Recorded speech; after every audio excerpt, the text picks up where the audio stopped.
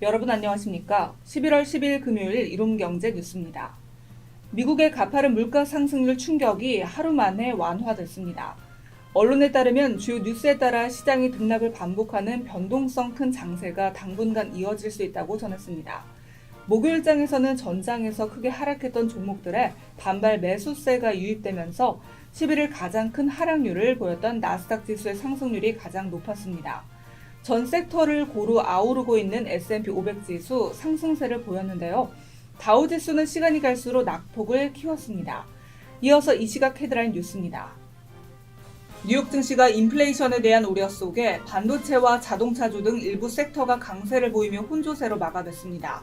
다우지수 0.44% 내렸지만 S&P 500은 0.06%, 나스닥은 0.52% 올랐습니다. 이날 필라델피아 반도체 지수가 1.94% 상승하며 반도체 업종이 강세를 보였지만 일부 기업의 부진한 실적과 어제 미국 소비자 물가 지수, CPI 급등에 따른 인플레이션의 압박을 함께 받았습니다.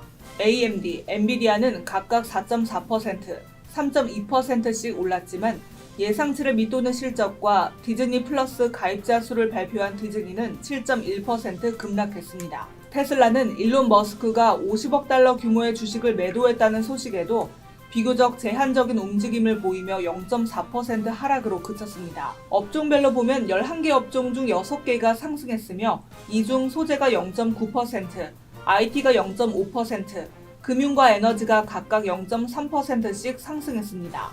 반면 유틸리티, 통신 서비스, 산업재는 소폭 하락했습니다. 국제유가는 오펙의 수요 전망이 둔화됐음에도 전날의 낙폭에 대한 반발 매수세가 유입되며 전일 대비 0.3% 오른 81.6달러로 거래를 마쳤습니다. 유럽 주요국 증시는 인플레이션 우려 속에서도 상승 마감했습니다. 인플레이션에 따른 조기금리 인상 가능성이 우려되지만 미 연준이 정책 기조를 급격하게 바꾸지는 않을 것이란 기대가 큽니다. 내일부터 휘발유에 부과되는 유류세는 리터당 820원에서 656원으로 내려갑니다. 이 시각 국내 증시입니다. 최근 낙폭에 따른 반발 매수세가 이어지면서 코스피 시장이 3거래일 만에 상승장을 보이고 있습니다. 코스닥 시장 역시 오름세로 외국인과 기관의 팔자에도 개인이 1,000억 원 넘게 매수에 나서면서 지수 상승을 주도하고 있습니다. 이 시각 현재 코스피는 어제보다 32.6포인트 오른 2,957.5포인트, 코스닥은 6.83포인트 오른 999.48포인트로 움직이고 있습니다.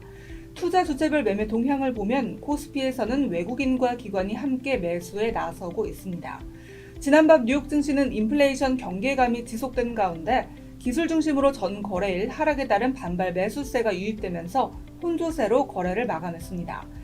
시가총액 상위 종목 보도록 하겠습니다. 현재 오르는 종목이 더 많은 가운데 셀트리온이 개발한 코로나19 항체 치료제 레키로나에 대한 유럽 승인 권고 소식에 셀트리온 삼형제가 강세를 보이고 있습니다. 코스닥에서는 YG 엔터테인먼트 3분기 언행 서프라이즈의 신분까지 기록하고 있습니다. 업종별로는 코스피에서는 의료 정밀 업종이 9% 가까이 급등하고 있습니다.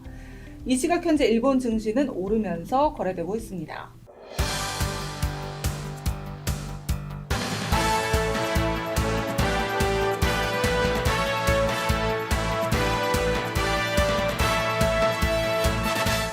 오늘은 알면 알수록 돈 버는 투자, 관심 가져볼 만한 이슈인데요. 전 거래일 특징주인 게임주, 2차전지, 온실가스, 폐배터리 관련주에 대해서 알아봅니다. 게임주에선 NC소프트가 대체 불가 토큰 블록체인을 활용한 게임 출시 계획을 밝히자 급등 마감했습니다. NC소프트는 이날 실적 발표 컨퍼런스 콜에서 게임 내 NFT와 블록체인 적용을 오랜 기간 준비해왔다며 내년 중에 NFT가 적용된 게임을 발표할 계획이라고 밝혔는데요. NFT 게임에 대한 기대감이 커지면서 관련 사업 계획을 밝힌 게임빌, 컴투스 등 게임 업체 주가가 일제히 상승했습니다. 2차 전지 관련주가 강세를 보였습니다. 미국 전기차 스타트업 리비안이 성공적으로 뉴욕 증시에 상장했기 때문인데요. 리비안은 10일 나스닥의 신규 상장에 100.73달러로 장을 마감해 첫날 시가총액 포드 등 자동차 업체를 뛰어넘었습니다.